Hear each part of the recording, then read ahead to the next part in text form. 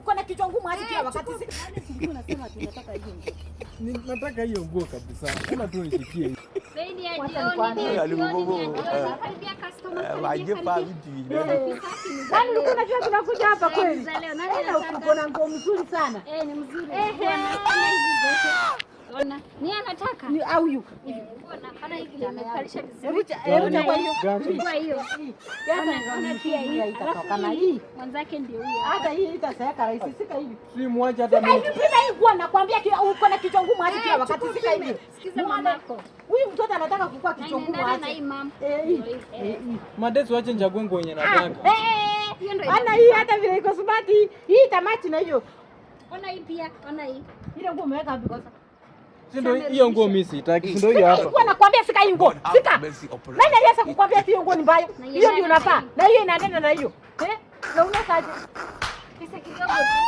Madam mimi nivae nguo. Madam mimi nivae nguo. Sika na hii. Sika na hii. Wanalinganisanga na singo hebu. Hiyo itakuwa. Sasa madesi hii nguo si ya wasichana, hii nguo ni ya mademu. Ni nani? Umeanza kuchoma maneno ya mademu?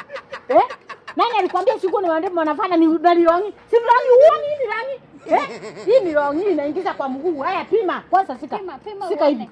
Kuna rangi nyingine? Hii. Alikuwa si usaidie mademu kuchagua nguo za wanaume. Kwani sisi ni nguo? Hizi ni za wanaume. Kwani si ni nguo? Hizi zinavaliwa na kila. Utasafundishaje mwenye anauza manguo vile anauza? Mademu nataka nyingine. Tunatafutie.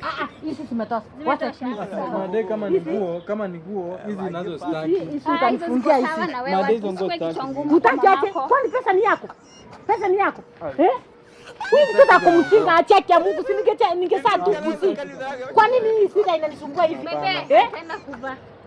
Wewe si msaidie mademu kuchagua nguo zangu. Kwani mimi ni mchinga? Ananichagulia mimi ni mchinga aje? Mademu baki hapo hizo na hizo. Fanya hivi. Fanya hivi. Nisikupate kwangu kwa nyumba. Nisikupate.